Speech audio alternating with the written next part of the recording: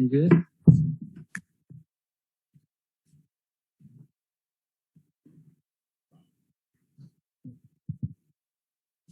Just how have you benefited from playing alongside like Andre and Draymond, and what have you learned from them? This has been a miraculous learning experience, season, opportunity, however you want to put it. Just every day, knowledge from my teammates, from the staff, from the front office. There's so many guys here that's been in this league for a very long time. Sean, Zaza, it's just, the list goes on. And I'm just trying to cradle everything in and, just apply it to my game and, just try to, use it as long as I can and just continue to grow from it.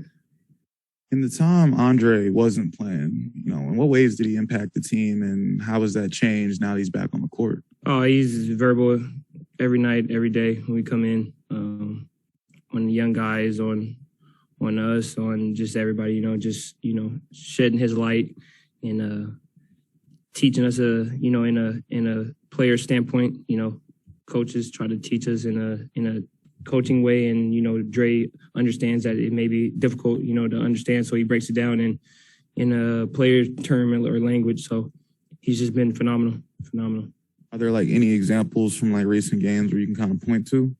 No, every game is something, during the game, you'll see some and then he'll break it down to us and show how to fix it and correct it or how to go about it. So it's just, his knowledge is just one of our tools that we're allowed to have. And I'm glad that he's on our team. When you mentioned Draymond being such a good teacher, I'm curious, what's it like when he's leading you guys behind the scenes? Probably what it's like when he's on the screen. He's loud about it. He's aggressive. He's passionate about it. And, that's how he carries himself. That's how he gets us going. That's how he gets himself going. And this team responds to it very well, I think. And, we follow. Steve was asked about your basketball IQ and just your overall development over the few years. Just whatever you thought about your growth as a basketball player.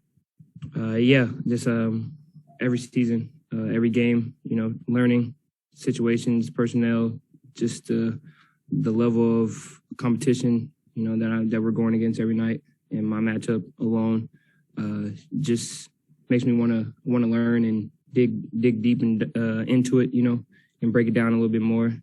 And these playoffs coming up, I'm excited to sit down and watch a lot of film on whoever we're playing and really break down, their head of the snake. So. It's just been tremendous, and I'm excited for these next couple months. What does your preparation for the playoffs look like for you personally? I don't know yet. Actually, this is my first playoff run, so I'm got to figure out a process. But I'm gonna start probably with just watching film wherever we play, and break down probably every guard or probably almost everybody. I'm probably been matched up against almost anybody, so just break it down and just be ready. That's it.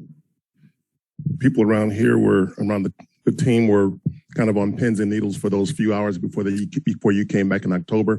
What was it like for you before you came and got your spot? Just those few hours in between training camp and tip off on opening night. It wasn't nothing different. I've been in that situation many times before, and it's just I just got to go out there and literally perform. So. Try not to think about it no more. Too much. Just go out there, do what I do, be me, have fun with it, and let everything fall. If I go out there and play how the way I play, I got a pretty good chance. Was there any concern that they wouldn't bring you back? No, not really.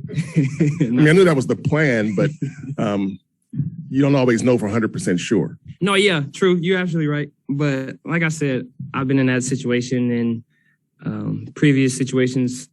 I try not to think about it because I try to tell myself I think I got it, and it turns out to be the other way around. So I just didn't even think about it. Didn't put no thought or extra energy into it. Just went out there and just played basketball the best way I know how to. So now, 6 months later, what's this season been like for you? Up, down, good, bad, and what's it been like for you in general? It's been still been a grind. This whole season's been a grind, up and down, battling injuries and different lineups and, what we got to do on the court and continue to what I do off the court, to stay ready, keep my body ready. It's just been a big learning season for me. I think this season is going to help the future of my career. So I'm trying to just cradle everything in and take everything in as slow as I can. But it's been a hell of a year. Had you ever played small ball floor at any point in your career? Absolutely. Probably since high school, from everywhere I was in high school, prep school, JUCO, college. I've been lurking around that dunker spot. So it's kind of helped me in the long run, actually. So I like it. I'm comfortable down there. It's fun, actually, to be down there, to be in the trees, in and out. So I'm cool down there. Gary, given your athleticism and that dunker spot, for example, what's it like to see Kuminga? And what about his game? What one athletic move does he do that you say, wow? Pretty much any athletic move he does is just like a wow. But I mean, is it the quickness with which he jumps, or is what element of that? Everything, the quickness, the explosiveness. He gets off the ground so fast, so explosive, springy, and we're trying to teach him to play that dunker spot and to set screens and roll a lot. And with his size and his ability, he doesn't realize it yet, but that's probably going to be his bread and butter. We know he can get downhill and, he can take one-on-one, but just to add to his game, to be in that dunker spot, play behind the defense and get some easy ones for his team, it's going to be huge. And I think next few years, he'll figure it out and JK will be JK.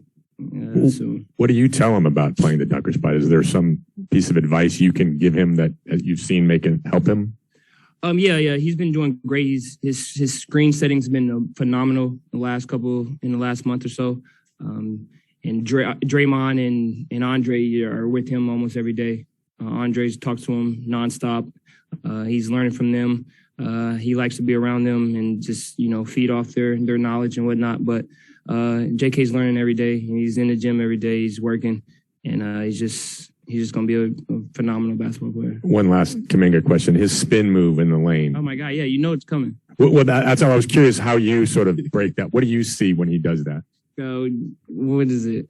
He drives. When he drives left, he's going to take 2 good pounds. If he don't have a straight line drive, he's probably going to go to the spin or a Euro. But the best part about it, you can't stop it. He's so strong and so powerful.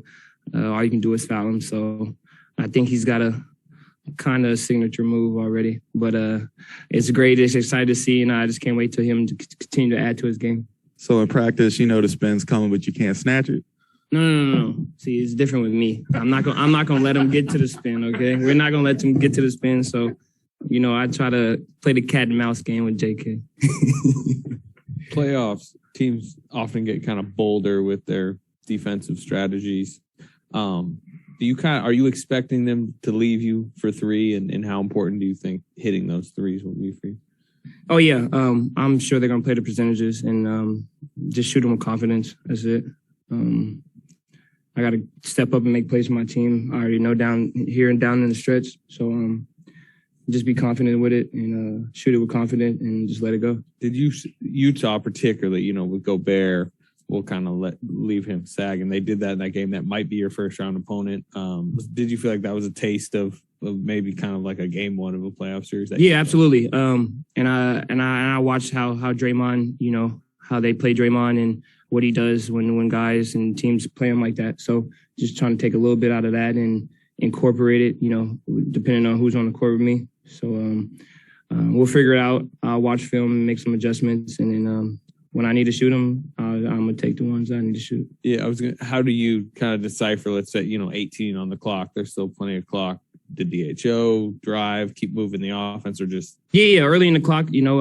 Go through all our options. If worst comes to worst, it comes down late shot clock. I'm gonna take the shot confidently and get it. But usually, we can get whatever we want pretty much in the shot clock. We just got to, take care of the ball and trust our teammates. When you say you watch Draymond, is it kind of he's kind of a master of that, like DHO? Absolutely. Yeah, absolutely. With Steph and I've been working with, the unit that I'm in with, depends, JP.